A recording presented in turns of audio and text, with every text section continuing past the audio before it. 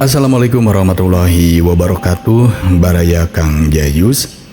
Saat ini kita memasuki musim yang sangat tidak menentu, di mana biasanya kalau memasuki bulan Maret, April, Mei, Juni, Juli, Agustus, itu biasanya musim kemarau. Tetapi kini yang terjadi adalah sebaliknya. Kita mengalami dalam 1 tahun lebih ini hujan terus. Walaupun memang intensitasnya tidak setiap hari. Tapi coba bayangkan saja sama Baraya, saya tinggal di Jakarta yang notabene curah hujannya itu sedikit jarang bila dibanding dengan tempat lain seperti Bandung apalagi Bogor. Tapi selama saya ada di Jakarta ini, saya merasakan hujan ini hampir setiap minggunya selalu ada. Sedangkan kalau melihat ke tahun-tahun sebelumnya, biasanya bulan Juni-Juli ini merupakan puncak musim kemarau. Jadi saya menyimpulkan untuk 2 tahun atau mungkin 1 tahun lebih ini, kita mengalami anomali musim. Kita mengalami musim yang cukup aneh, yang membarengi terjadinya pandemi COVID-19 ini. Kita sudah melihat banyak orang yang sakit bertebaran, apakah itu yang terpapar COVID ataupun yang memang sakit yang lainnya. Saya tidak melihat keluarga orang lain, tapi saya melihat yang terjadi di keluarga saya sendiri. Istri saya pernah sakit, anak saya, bahkan saya sendiri di bulan yang sama di tahun 2020 kemarin juga pernah merasakan sakit yang kalau melihat dari indikasi-indikasi yang ada, bisa saja itu merupakan COVID dengan ciri-ciri yang seperti yang disebutkan di media massa oleh tenaga kesehatan atau oleh siapapun, bahwa ciri-cirinya yang saya rasakan waktu itu memang persis seperti orang yang terkena COVID. Tapi saya berusaha untuk mengobati sendiri. Saya isolasi mandiri di sini di Jakarta dan alhamdulillah saya bisa melewatinya.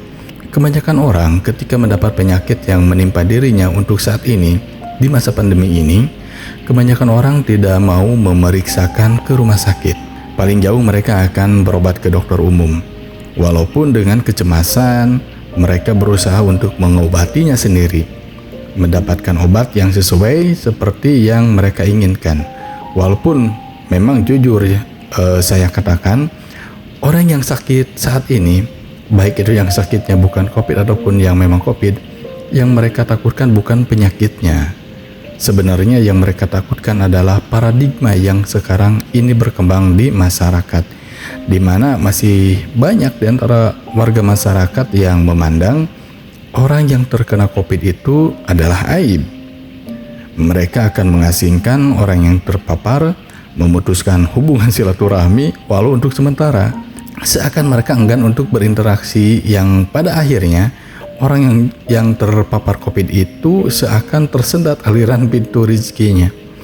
Dia tidak bisa bekerja, dia tidak bisa berbisnis, bahkan untuk keluar rumah pun mereka dilarang oleh orang-orang di sekitar, dan orang-orang pun akan menjauh. Jadi itu yang mengakibatkan mengapa orang sekarang ini yang sakit tidak mau memeriksakan ke tempat-tempat instansi kesehatan seperti ke rumah sakit atau klinik. Karena yang mereka takutkan sebenarnya bukan 100% penyakitnya, tapi yang mereka takutkan adalah vonis bahwa mereka seorang yang tertular atau yang terkena virus COVID. Dikarenakan penilaian dari masyarakat yang masih fobia dengan yang namanya penyakit COVID. Saya lihat di beberapa postingan di media sosial di mana banyak orang yang terkena COVID, mereka menjadi hopeless. Mereka menjadi putus asa dikarenakan mereka tidak bisa keluar dari rumah, mereka tidak bisa bekerja, mereka tidak bisa berdagang. Tapi aparat wilayah atau pengurus wilayah juga tidak bisa memberikan bantuan baik sandang pangan buat mereka yang terpapar. Mungkin di beberapa tempat yang di daerah perkotaan, saya lihat aparat-aparat wilayahnya sangat sigap. Ketika satu orang terkena COVID, mereka akan membantu menyediakan makanan, menyediakan keperluan supaya yang sedang melakukan isolasi mandiri menjadi tenang dan konsentrasi dengan penyembuhan penyakitnya. Tapi coba bayangkan, saya banyak membaca di postingan media sosial di mana beberapa di kampung ketika ada di antara mereka yang terkena COVID, orang kampung akan otomatis menjauh mereka, bahkan aparat sekitar tidak memberikan apa-apa. Yaitu mungkin dikarenakan pandemi ini baru kita alami di zaman kita ini, di mana mayoritas orang masih merasa asing dan ada kecemasan dikarenakan ini baru terjadi di tengah-tengah kita dan memang belum ditemukan solusi yang benar-benar membuat kita tenang. Paling ya sejauh ini kita menjaga prokes dan imunisasi atau vaksinasi. Jadi intinya sekarang ini kita harus lebih waspada dalam menghadapi musim yang anomali atau aneh ini, di mana tubuh kita rentan terserang penyakit. Capek sedikit, kita bisa mudah sakit.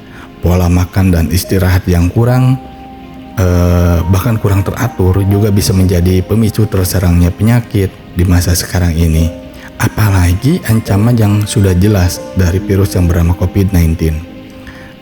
Terkena virus COVID bukanlah aib. Kita tidak perlu memutuskan silaturahmi dengan mereka yang terpapar.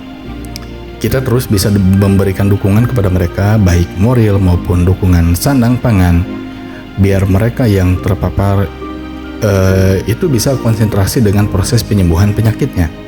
Yang paling penting adalah dukungan semangat dari kita yang tidak terpapar atau yang sudah terpapar tapi sudah sembuh, yang disebut dengan penyintas COVID. Tetap semangat Baraya Kang Jayus, tetap jaga protokol kesehatan, jangan pernah lalai sampai pemerintah menyatakan kita terlepas dari pandemi ini.